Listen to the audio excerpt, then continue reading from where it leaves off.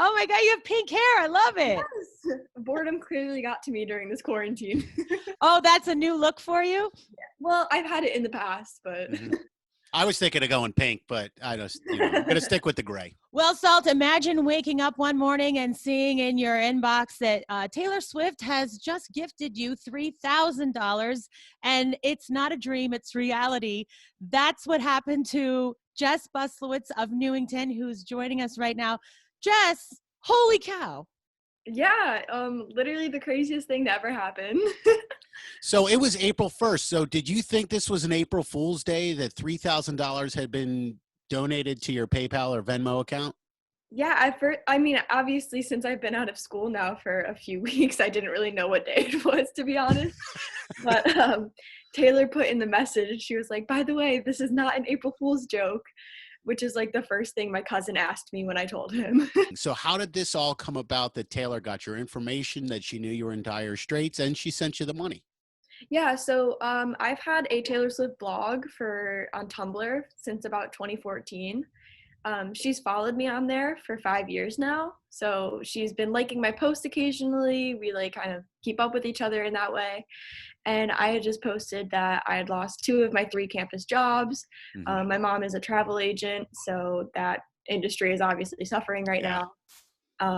And I just posted that like anything would be helpful. And I had my link to my PayPal and my Venmo, and a few people who followed me, just like other fans, were able to donate like small amounts of money, which I was enormously grateful for anyways. And then one day I'm sitting on the couch and I see $3,000 from Taylor Swift in my PayPal account. So, but there's a twist to this story, which I was reading through your Twitter feed, which was kind of crazy. Another person named Jess shared that on her Twitter feed and kind of like tried to take your identity.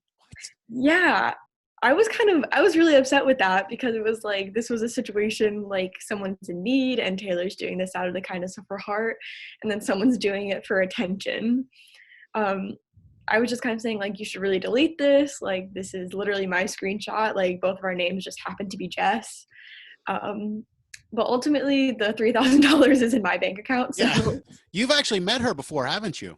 Yeah. So since she follows my blog, she saw that my sister and I went to her concert at Gillette Stadium in 2018, and her or her team or something saw my post that I was going to the concert, and they messaged me and said, hey, Taylor would like to meet you backstage. Oh, that's and they awesome. set it up, and she was she's as nice as you would imagine. It was I thought that would be the pinnacle of my fan experience. One of the really touching and amazing things about music is it gets us through the hard times. And I'm wondering which of her albums is really speaking to you right now.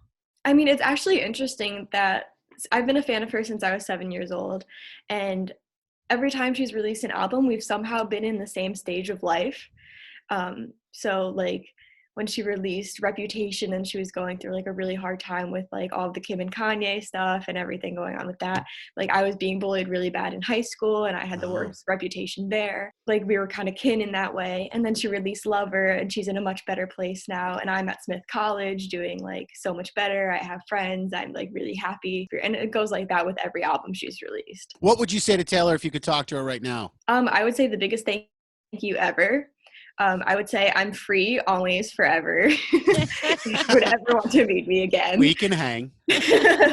Are you being contacted by, you said your phone was blowing up. Has anyone else contacted you to do interviews about your experience? Yeah, I actually just woke up this morning to a Twitter message from someone from the New York Post, which is really cool. So I was No, those are a bunch of liars. You don't need to do that. Just that's fine. That's all you need to do.